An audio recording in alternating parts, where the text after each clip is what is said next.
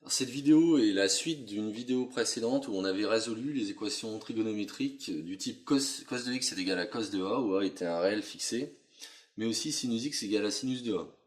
L'objectif, c'est d'utiliser la vidéo précédente afin de résoudre un certain nombre d'équations trigonométriques qui sont écrites ici. Donc là, cosinus de x égale à 1,5, sinus de x égale à 1,5 et cosinus de x est égal à sinus x. Donc l'objectif, ce qu'on entend par résoudre, c'est trouver tous les x tels que cosinus de x égale à 1,5, sinus de x égale à 1,5, etc., etc. Et donc l'idée sous-jacente à toutes ces équations, c'est de se ramener à ce qu'on avait fait précédemment, c'est-à-dire une équation de type cos x égale cos a ou sinus x égale sinus a. Donc pour l'instant, on n'a pas encore cos x égale cos quelque chose, donc l'objectif c'est de faire apparaître du cos cos ou du sin sin, c'est ça l'objectif. Donc la question qu'il faut se poser, c'est comment est-ce qu'on peut traduire le second membre en fonction, ici, donc comme on a du cosinus à gauche, on aimerait en avoir à droite, donc comment on peut écrire ça sous la forme d'un cosinus. Donc pour ça, la première chose à savoir, à faire, c'est de se souvenir des valeurs remarquables du cercle trigonométrique. Donc quels sont les angles dont le cosinus, donc je rappelle que le cosinus c'est si on a un certain angle, le projeté sur l'axe des abscisses, ça va être le cosinus de cet angle. Donc, quelle est la mesure de l'angle dont le cosinus sur l'axe des abscisses va être 1,5? Donc cet angle, en fait, c'est pi sur 3. Alors au passage, quand je dis de l'angle, en fait, il n'y en a pas un seul, il y en a une infinité. Il y en a un autre, remarquable, qui est moins pi sur 3, qui est situé ici. Pourquoi faire ça? Typiquement parce que cette équation-là, cosinus de x est égal à 1,5, peut se réécrire du coup sous la forme cosinus de x, par exemple, est égal à cos pi sur 3. J'aurais pu mettre cos moins pi sur 3 aussi, quoi. Donc cette équation, c'est la même chose que, c'est équivalent à résoudre cos x égale cos pi sur 3. Et qu'une fois qu'on a fait ça, on s'est ramené finalement à ce qu'on avait fait à la vidéo précédente, c'est-à-dire résoudre cos x égale cos pi sur 3. Et donc les solutions de ce genre, de cette équation-là, étaient des solutions du type soit x est égal à pi sur 3 plus 2kpi, plus k qui se balade dans z, donc ça je réfère à la vidéo précédente, ou soit x est égal à moins pi sur 3 plus 2kpi, pour k qui se balade dans l'ensemble des entiers relatifs. Donc typiquement, je rappelle qu'on a pi sur 3 qui est des solutions de cos x égale à 1,5, mais après si on fait autant de tours qu'on veut, on va toujours retomber en ce point-là, et on aura encore d'autres solutions de cette équation. C'est ce qui explique la présence de ce terme, plus de kpi pour k appartenant à z. Même chose pour moins pi sur 3. Bon, faisons maintenant la même chose à partir de cette équation-là. Donc on avait également résolu des choses du type sin de x égale à 1,5. Bon. Alors, plaçons 1,5 sur l'axe des ordonnées. Et souvenons-nous quels angles vérifient sinus de l'angle est égal à 1,5. Donc le sinus de pi sur 6 est égal à 1,5. Ça, je réfère aux valeurs remarquables du cercle trigonométrique. C'est bien que votre équation est équivalente, elle peut se réécrire sous la forme sinus de x est égal à sinus de pi sur 6. Et donc si sinus de x est égal à sinus de pi sur 6, là on obtient au final que x, donc il y a une infinité de solutions qui sont soit pi sur 6 plus 2kpi, pour k appartenant à z, soit pi moins pi sur 6 plus 2kpi pour k appartenant à z.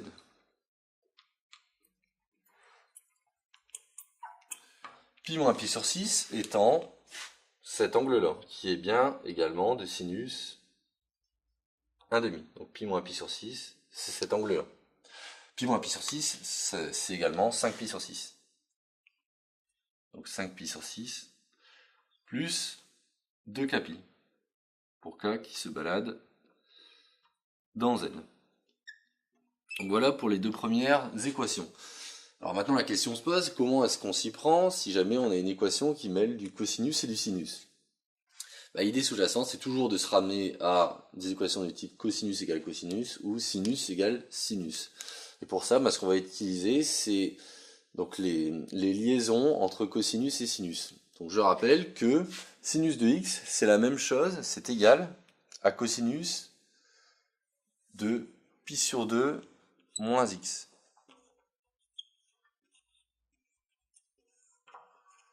Si bien que cette équation-là serait écrite également sous la forme cosinus de x égale à cosinus de pi sur 2 moins x.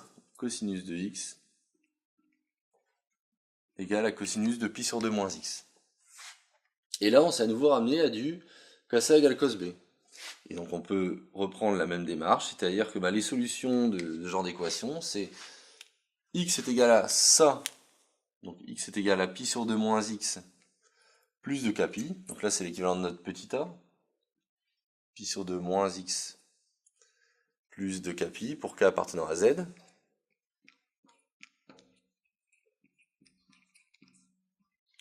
Où x est égal à moins cet angle-là plus de kpi.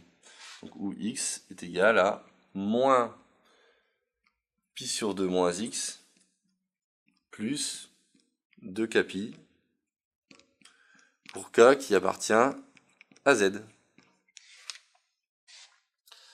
Donc ça nous permet de déterminer au final les x, c'est-à-dire que soit d'un côté on va voir que 2x est égal à pi sur 2 plus 2 kpi, et donc là il s'agit de résoudre une équation de degré 1 en passant le x de l'autre côté.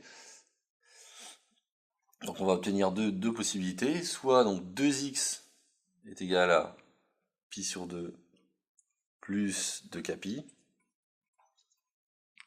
pour k appartenant à z.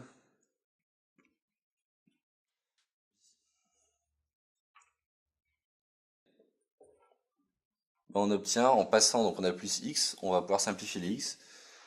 Donc on obtient une équation tout simplement impossible, qui est 0 est égal à moins pi sur 2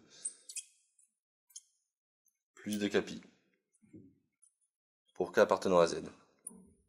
Donc la deuxième partie est impossible, si bien qu'il nous reste uniquement ces solutions-là, qui sont les premières, qui sont x est égal à pi sur 4 plus kpi, en divisant par 2 des deux côtés, pour k appartenant à z. Donc voici les solutions de cosinus x égale à sinus x pour... voici les différents x qui vérifient ça. Alors on peut vérifier que c'est bien cohérent. Lorsque x est égal à pi sur 4, en fait on se trouve exactement en ce point-là. C'est-à-dire c'est cet angle-là. Si bien que lorsqu'on projette sur l'axe des ordonnées ou sur l'axe des abscisses, on a le sinus qui est bien égal au cosinus. Et lorsqu'on ajoute par exemple pi, lorsque k est égal à 1, lorsqu'on ajoute pi, on fait un tour de pi, donc on se retrouve ici. Le cosinus, c'est cette valeur négative là, tandis que le sinus, c'est cette valeur négative là. Donc là c'est pi sur 4 plus pi cet angle. Le cosinus est égal au sinus, et donc on vérifie bien cette équation. Donc il y a une forme de cohérence graphique du résultat qu'on avait présenté ici. Et donc ça clôture la vidéo sur la résolution de ces trois équations trigonométriques.